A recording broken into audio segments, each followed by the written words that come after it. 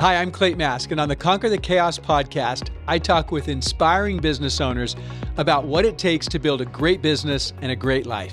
That means more money, more time, more control, more impact, more freedom. So keep listening to hear the tough lessons they learned so you don't have to repeat them.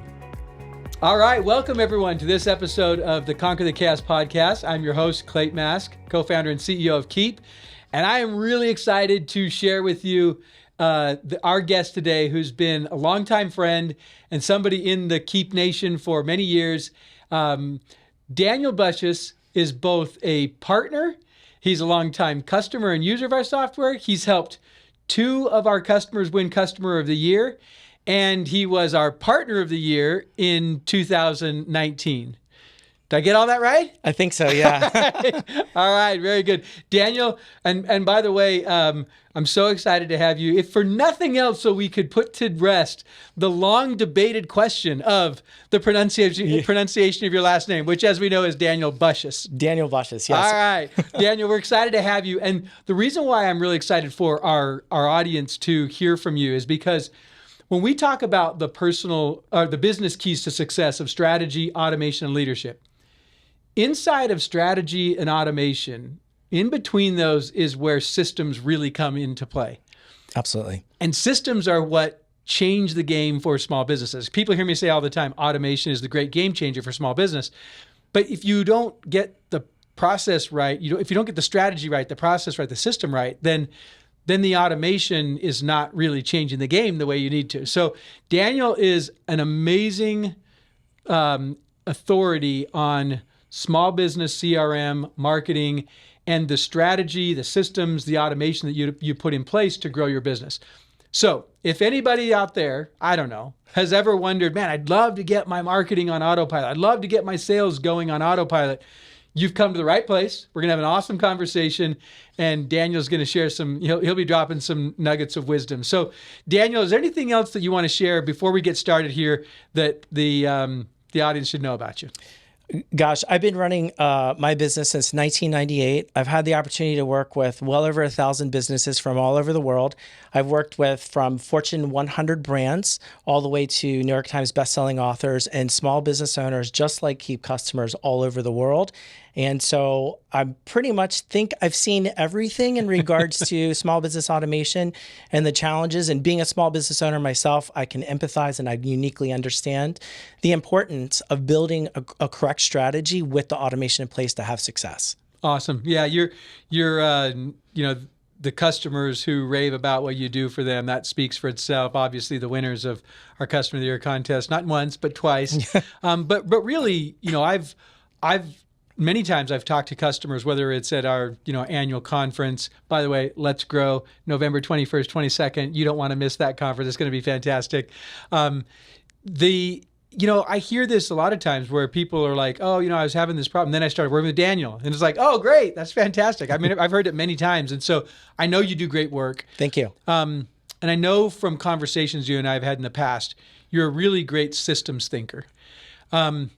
What is it about small businesses that sometimes if you look at big businesses, they have systems for everything. Yeah, absolutely, yeah. Why is it that in small business that tends not to be the case as often? What is it about it? That's such a great question. And I think every small business owner that's listening to this podcast is going to uniquely understand that you have to wear so many different hats. Mm-hmm. And so you're fighting on all fronts of how am I going to figure out my taxes? Am I going to hire someone? What's the next thing I'm going to do for sales or for marketing or to streamline my business? And so sometimes you can't see the forest for the trees. Right. And so you end up trying to do everything. And what ends up happening is you do a little bit poorly of everything. And so what big businesses... I laugh because I can relate. I know. I understand. Yeah. And before I even worked with Keap in my own business, I had those same struggles. And then once I came to the Keap ecosystem, almost a decade ago, then it was like the door was open and the light came in and I'm like, oh my goodness, like this is the key. Once you have a process, implement the process, and it truly does take that weight off your shoulders. And I think a lot of small business owners are not thinking about that, as all you have to do is figure out a process. Yeah. It doesn't have to be the process I talk about in my book. It could be lifecycle automation. It could be any process, but you have to figure out a process.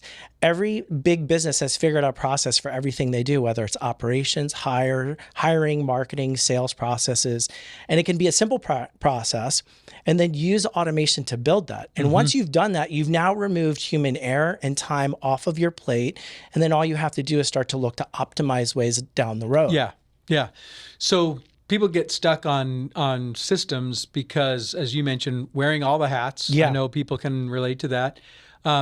They're in firefighting mode. They're reacting constantly.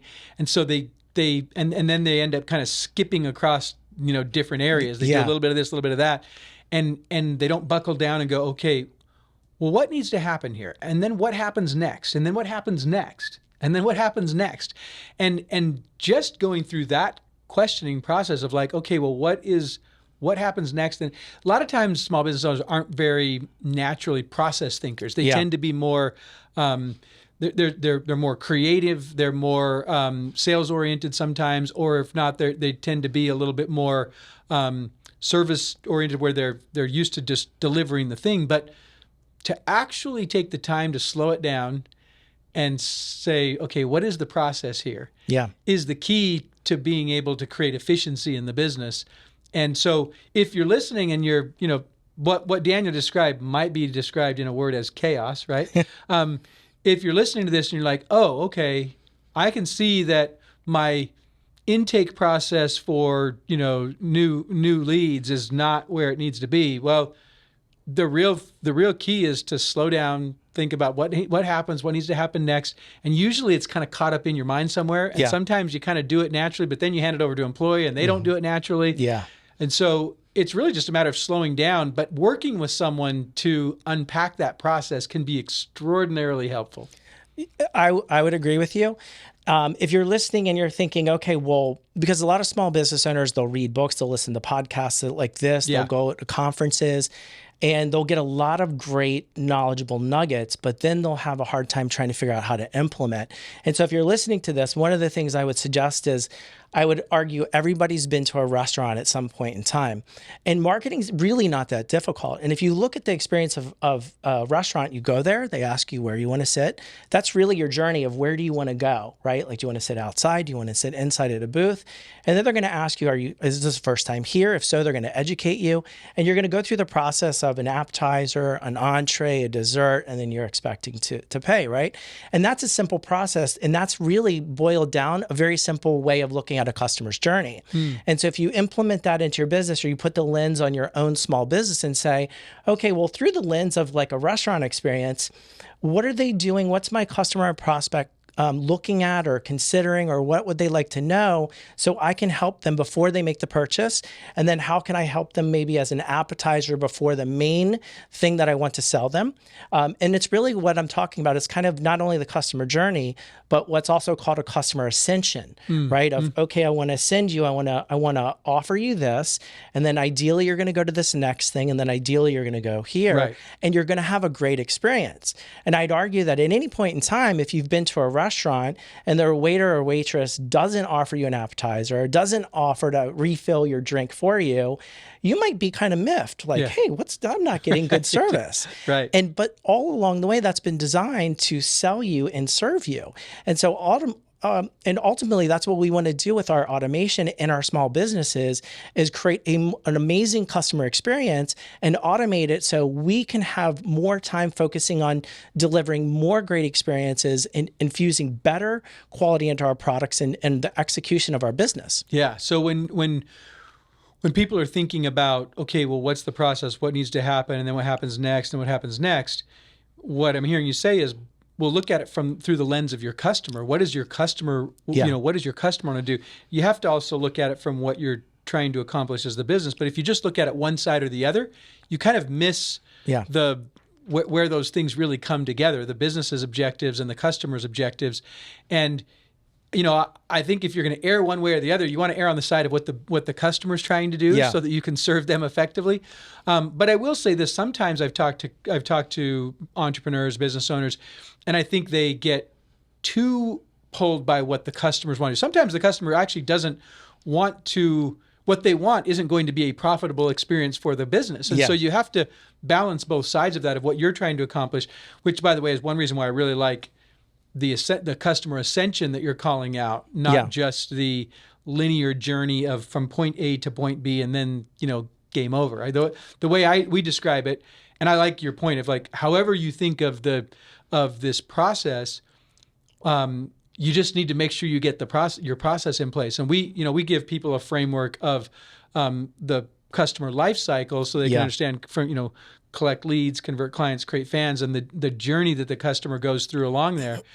You've created a framework. I'd love for you to share a little bit about that, because it really is sort of the foundation of your marketing built by love, which is the book that you wrote and and what you've taught. That sort of it's the strategy that underlies your systems and automation that you put in place. Well, I first want to say that Keap's Lifecycle automation is absolutely incredible. It's excellent, and it's very powerful. And so the system that I built, the marketing ramp is what it's called, right, is really complementary to Lifecycle automation. And you can actually do both. They complement each other. And so really what a small business owner, in my opinion, is going to really want to do is focus on, obviously having a touch point. It doesn't have to be an overly complex, but a touch point at every critical step in the customer's journey. And from awareness, and one of the key things for awareness is you have to think from the customer's lens, is they might not know what they want, right? And you may be able to serve them in multiple ways. So identifying, hey, how can I best serve you, or what is most important to you? In the customer's mind, that's really going to be what their pain point is, what the biggest pain point is, because pain registers 3 times more than pleasure. So pain is what's going to drive them into action. And so if you can identify that, and you can do that with Keap automation by tagging them and having them answer a question. It could be in an email, it could be on a web form. There's multiple different ways to do that. Then you're going to be able to segment and understand, hey, now I've got my database. I understand what they're looking for. I can serve them up relevant content, information, and offers, and then see how you can optimize from there. So that's at the awareness stage, because someone's going to need to know more information before they purchase from you. And as your ticket prices go higher and higher for your service or your product, there's going to be more and more buying friction. And one of the things that I think a lot of smart business owners actually don't even understand, they recognize it and they're like, oh yeah, but they don't think about it when they're building their marketing, their sales, their automation, their copy on their websites, is that everybody has an internal dialogue. And that internal dialogue is going to be adverse to taking risk and making changes in your life. And so I call that the internal objections, right? And so those internal objections are going to be the things that are like, don't try that, don't buy that. You tried it before, it didn't work. It's expensive. We need to do the other thing before we do this, right? I'm talking in the royal we here. Right. But if your marketing and your sales is not addressing the internal objections, well, guess what? The customer who's reading your email on your website, that's seeing your ads, is going to answer those questions for you, and it's going to be no. So at the awareness stage is just making sure you just have the right copy, the right content that's relevant to them to ease their way and guide them to the sale. And we're going to do that through every touch point along the way.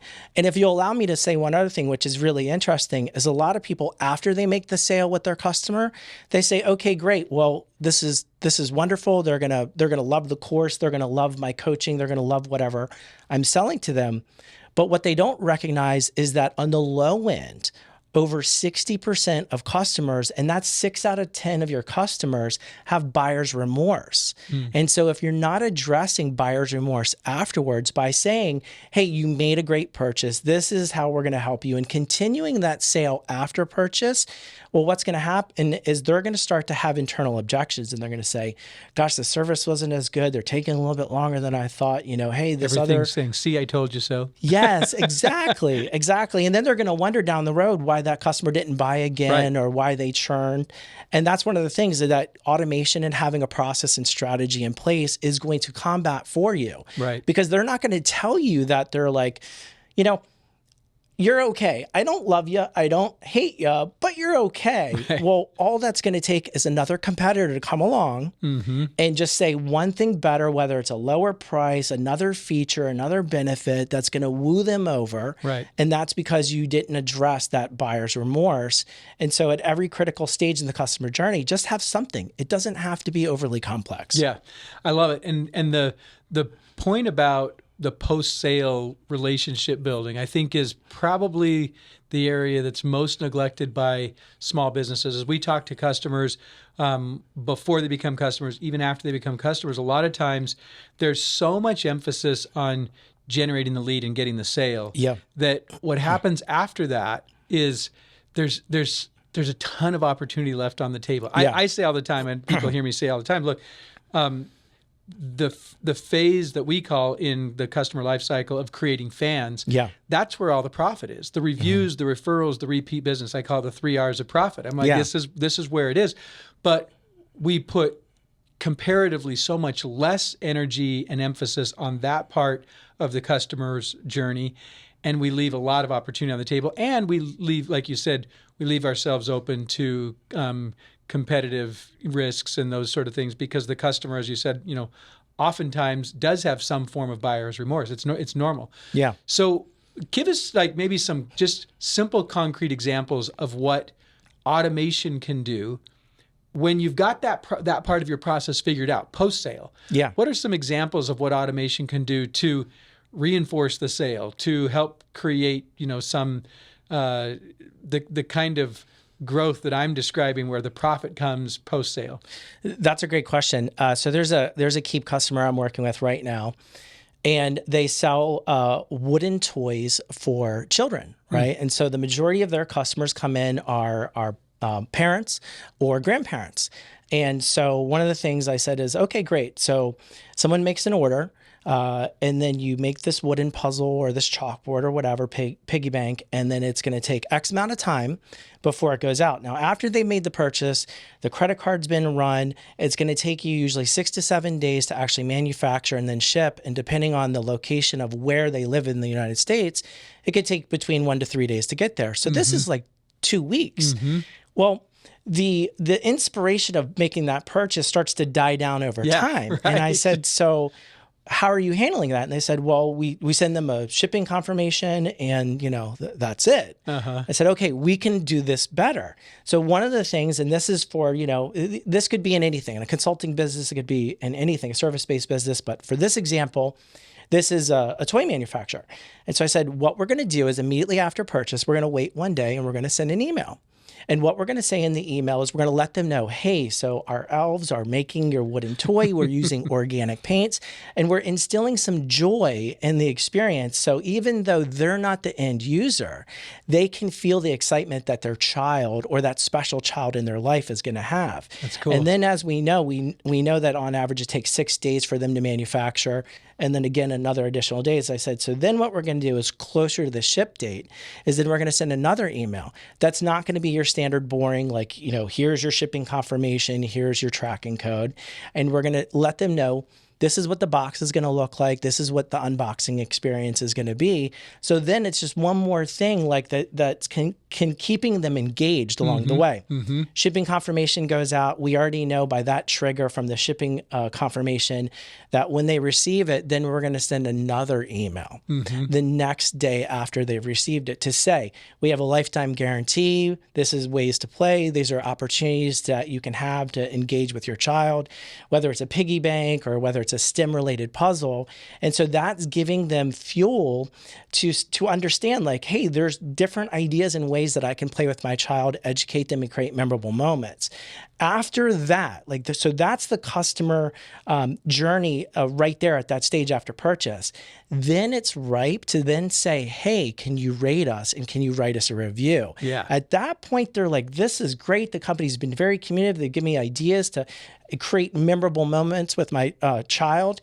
And now they're going to write a review. They're going to be more likely to do it. They're going to give 5-star reviews, and they're going to refer all their friends and family. And now they have an opportunity down the line to say, hey, for your child's first day of school, for your child's birthday, or another special moment, they have an opportunity to sell them again because they have this memorable moment with the brand that otherwise before would just be, thank you for your order, here's your shipping confirmation. Love it. That's such a great concrete example, wooden example of how small businesses can take so much of the chaos out of that normal process. Because if you might say, well, Clay, how's it taking the chaos out? Stop and think about the follow-up calls that are happening in between the time they ordered and the time come, the cancels or refund requests that come in, the questions that the customer has, the fact that employees maybe are sort of not exactly sure what's supposed to happen during that dead period of time. There's questions that people have, and anytime that your lack of process is evoking questions, you're creating chaos. Yeah, absolutely. Versus the what you've described, not only does it settle down that chaos in that interim period for the employees, for the business owner, for the customer, but it builds relationship. Yeah. It lays the foundation for reviews, referrals, repeat business. It's actually creating increased excitement and joy for the customer.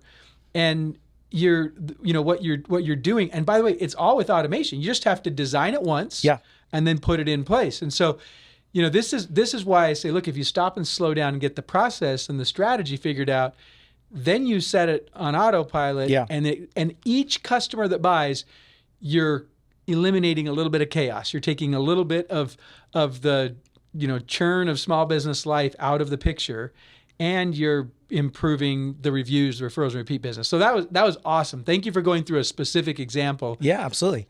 And that's really just one little slice of the customer journey. Yeah. What I say to people all the time, when you get your strategy right, your customer strategy, and just by way of reminder, in the 3 business keys, strategy, automation, leadership, strategy we divide into company strategy and customer strategy. Yeah. Because the company strategy, that's the purpose, the values, mission, the goals, of the company. The customer strategy, I argue, is actually the more important part, because if you get the customer strategy right, which is, the customer's life cycle, the ramp, the marketing ramp, as you've described it, when you get that right, now you have a not only a process, but the why behind it, the rationale behind it. And when you automate that, it creates all kinds of goodness in the business, both the time savings, the chaos and the churn that happens, but also the revenue and sales and just the growth of the business in a profitable way. So thanks for going through that. That was awesome. Okay, we're going to keep this going, but first a quick message for you. Conquer the Chaos listeners, let me talk to you straight for just a minute. You're running your business and it dominates your mind. It can be very difficult to take a step back and see what's needed to create balance in your business and your personal life, and to create great growth and development and progress in your business and personal life. One of the most powerful ways to gain the perspective that you need is to get away from things and immerse yourself in an environment where you're going to be inspired, where you can see possibilities, where you can create connections, and where you can learn and grow and develop. And I know of no better place for entrepreneurs than Keap's Let's Grow Summit. For years, we ran this conference as just an amazing mecca for entrepreneurship. And then, truth be told, for a few years, we didn't run it. We got back to it last year, and this year we're putting it on, and it is going to be awesome. I am so excited about this, and I want you as our listeners to not miss out on this event. It's going to be November 20th through the 22nd, downtown Phoenix, with the main days being the 21st and the 22nd. You can register for it by going to keap.com/letsgrowsummit. That's keap.com/letsgrowsummit. And you can take advantage of our early bird registration pricing, which expires the end of July. So if you are needing a reflection time, an opportunity to take a step back, gain greater perspective, inspiration, and most of all, see what automation, the 5th key to success, can do for your business, then make sure that you attend the Let's Grow Summit. Keap.com/letsgrowsummit, November 20th through 22nd in Phoenix. I look forward to seeing you there. All right, now back to our chat. If I can, I want to share, at least from my experience, other people might have different experiences, but what I will call a dirty little secret, which is a lot of prospective customers, small business owners, and people that I've talked to, they'll come and they'll say, I need more leads, and I need a new website, right? And so a lot of people are really happy to sell you a website. It's expensive. It usually takes between 90 to 100 days to build a custom site. And what I always say to them, because that's what they think is going to solve their problem of, I want to grow my business, I need more customers, I want more sales. And I'll say, okay, we build you a website. Great. It looks wonderful. The copy's wonderful. You're really proud of it. Who's going to come to the website? Like, who's going to come there? Yeah. Right. And so, well, we're going to run ads. Okay, great. And then what happens when they come there? And so then they're like, well, they'll buy or they're going to opt into this lead magnet. And I said, well, what happens after the lead magnet? Usually it's just a couple emails. And they're like, well, then they get into my newsletter. I'm like, no one wants a newsletter, no offense. And I think people are kind of looking at things wrong, where it's, you may not necessarily need to go out and get more customers and spend all this money on a website. I would almost argue first and foremost is figure out you need to have an engine, which is the Keap CRM. That is an asset in your business. It's not a tool, it's an asset. It's the lifeblood of your business. Build some simple campaigns. So when people come in, you can nurture them, right? Then once you have that foundational piece, you can build all the websites and all the ads and all the things, but without that... To feed the engine, but first you have to get the engine. Yes, exactly. And so like once you put it into layman's terms, and if I say to you like, hey, we've got this great car, the car's reliable, every time you turn it on, you're going to get from point A to your destination, your intended destination. All you have to do is make sure that you give it gas. Whether it's electric, you feed it, energy or electricity, or it's a gas engine, you put fuel in it. Either way, all you have to do is make sure it's got gas in it, and then optimize the engine, like change the oil or whatever. That's the same thing for a CRM. And most small business owners get kind of distracted with shiny objects and think they have to do this or that. And what happens is they don't see a lot of results, and then they're not quite sure what to do first. Right. And what I would argue first and foremost is build a system that's going to nurture and engage, save you time, and then from that point forward, do anything else that's going to make sense in your business. Well, what you just described, we see with customers all the time. When you put the foundation of CRM in place, and customer relationship management, it's really just the customer relationship management is the strategy that you run and the system that you use to execute it. So, we've talked about a customer lifecycle strategy, a marketing ramp strategy, whatever that strategy and process is, then you need a system to run it. Obviously, my favorite is Keap. But I think that whatever small business are doing, they've got to get that system in place. They got to have a system. And then once you get the strategy going, now you can start to create all kinds of efficiencies that take the chaos out of small business life and put the freedom into it, which is, as I say all the time, from chaos to freedom through automation. That's what we're about. And I mean, you know uniquely from like your incredible journey of building this amazing company that's impacted people all over the world, right? And thank you, by the way, for doing that. You're welcome. Thank you. You've helped build my own business, feed my family and everything. So it's an incredible gift, and I want to thank you. But one of the things that small business owners uniquely understand is as you hit each point in revenue, whether it's like hitting your first 100,000 to 250,000 to $500,000 to over $1 million, there's unique challenges and plateaus, and they call them like the valleys of death that you go through as you're trying to scale. And the one thing that people need to understand, or at least I'd emphasize and urge you to understand, and no matter where you are in your journey, is that without a process in place, you're going to have chaos, because how are you going to hire anyone without saying, this is the system, this is how we use, this is how we intake our customers, this is how we look at a sales pipeline, these are the templates we're going to send out, this is what happens at every point at the stage. And so it's going to help you scale and help you when you hire to have that source of knowledge that's all in one place. Yeah, I love it. And that's, what I love about automation is it creates more time, it creates more opportunity, it creates more money, more impact, and you can do it all across the business. It's not just a matter of generating leads and converting leads. It's in optimizing the sales process. It's in services. It's in the internal operations and streamlining the business. And so, when we started many years ago, it was just marketing automation.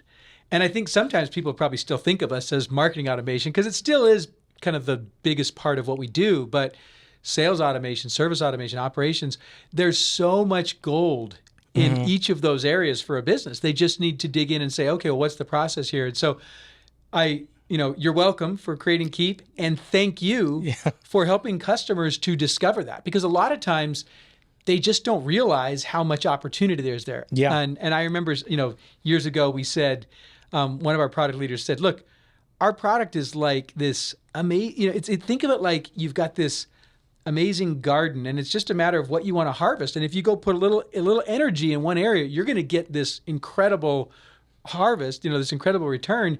But you've got to put some focus in these areas. If you just leave it alone and you don't do anything with it, well, you get a bunch of weeds. It's not going to actually produce for you.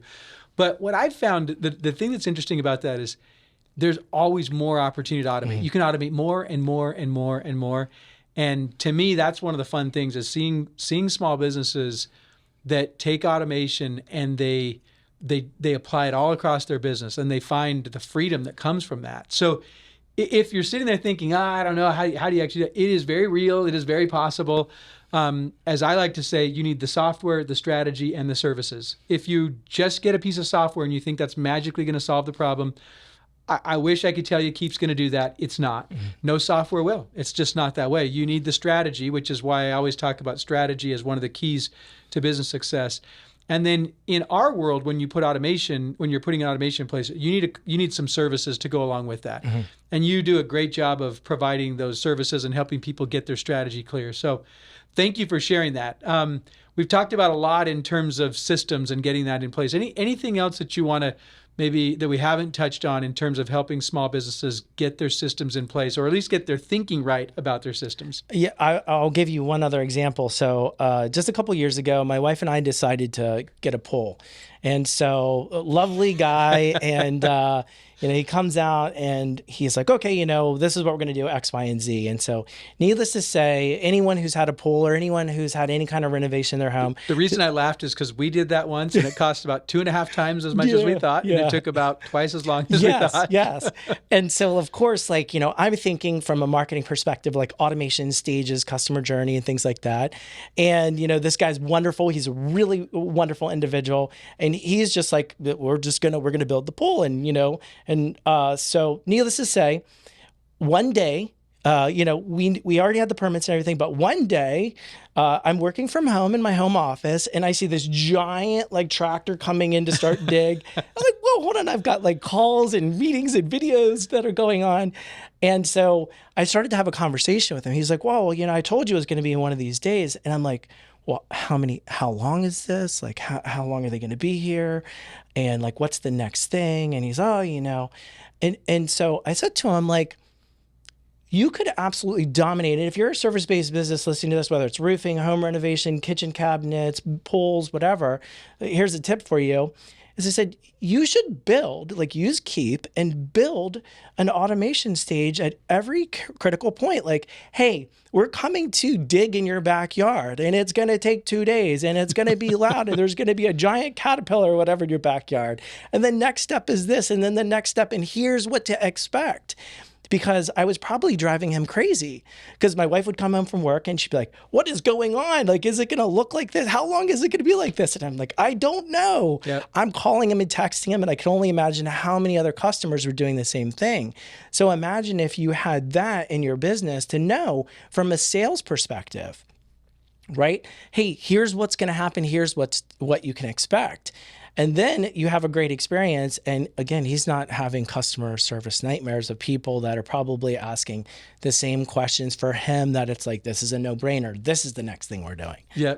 Well, you said a phrase in there as you're describing that, and that, that resonates with anybody who's done home service projects. The expectations are not managed well. And the phrase you said is, hey, here's what to expect. Yeah. And that's such a powerful way to guide customers and make them, turn them into raving fans, which is what produces the outcomes of reviews, referrals, repeat business, and all the profit in a business. So I love that you called that out. Great example.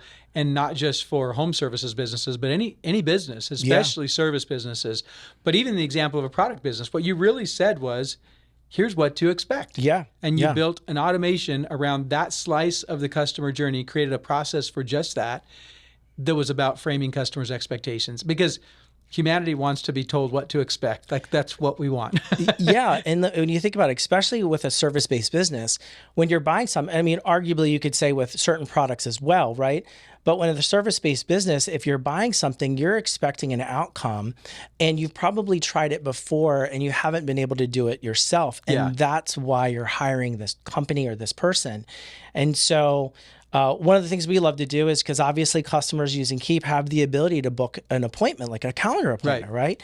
And so before that appointment shows up, whether it's a physical appointment or it's like a video call, is to inform them, like, here's what's to expect on the call. Yeah. Here's a range of services. This is what it kind of looks like, to already get them in that mindset. When they get on that call, they're a little bit more well-informed, and you're actually guiding them to show them, like, this is the path and this is how I'm going to enable you to cross that chasm that you haven't been able to cross before. Yep. I love it. So just to kind of summarize what we've talked about the strategy that leads to automation, and how getting your process right can be the difference between a great customer experience that leads to profits, or a poor customer experience that leads to cancels, competition, all the things that you don't want in business. And you've given a couple of really good examples of that.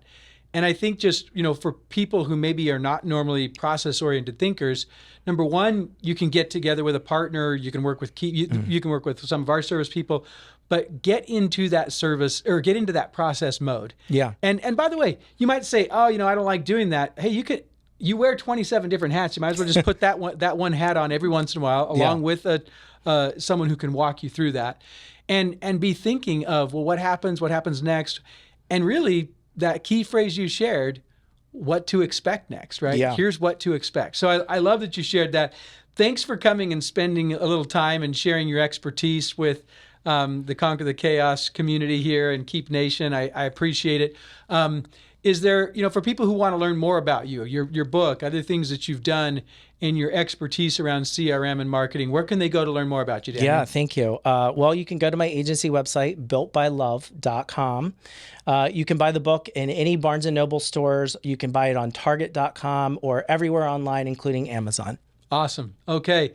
Well, thank you for spending time with us. Thanks for helping us conquer the chaos through strategy, process, automation. I love it. And thank you for all that you do to serve Keap customers. I appreciate it. I love what you've done, and I'm excited. I'll give a little sneak peek here. Most people don't know this yet. Everybody perked up in the room as I said that. So we're bringing back in a really massive way the annual customer contest, and getting partners involved in it. And so the Ultimate Automator is what we're calling it. We're actually just getting ready to kick that off here in a couple of weeks.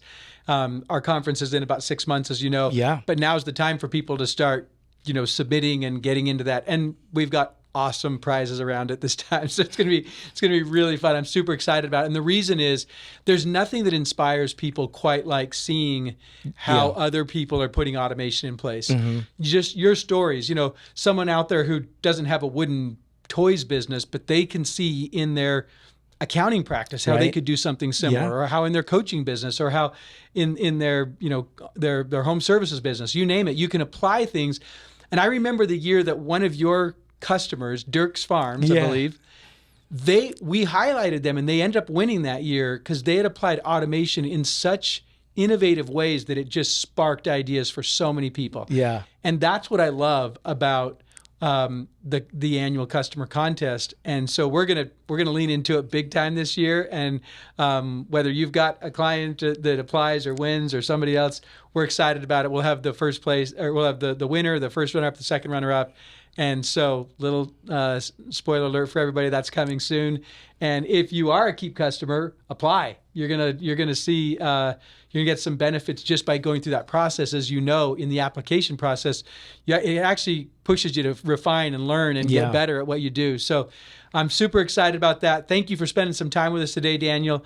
And for everybody out there who's maybe needing a little shove in the area of process and strategy and getting your automation going, I challenge you to do it. As you invest there, it will be the gift that just keeps on giving. There's a reason why I say automation is a great game changer in small business, but you got to get your strategy and process in place. So thanks for joining, everybody. I have to say, I usually forget to say this at the end, but I'm going to say it now. Don't forget to share, like, follow, subscribe, all the things so that you can get the podcast, the Conquer the Chaos podcast, and share it with others. Thanks, everybody. Keep growing and go conquer the chaos. Thanks so much for listening. Subscribe right here on YouTube or in your favorite podcast app to make sure that you don't miss a single episode of the Conquer the Chaos podcast. And hey, if you like this episode, let's get this out to more entrepreneurs. We all know that it is not easy to grow a great business and a great life. And so let's get this message out to others.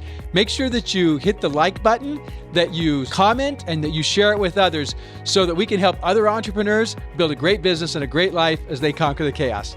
Keep going, keep serving, and keep growing.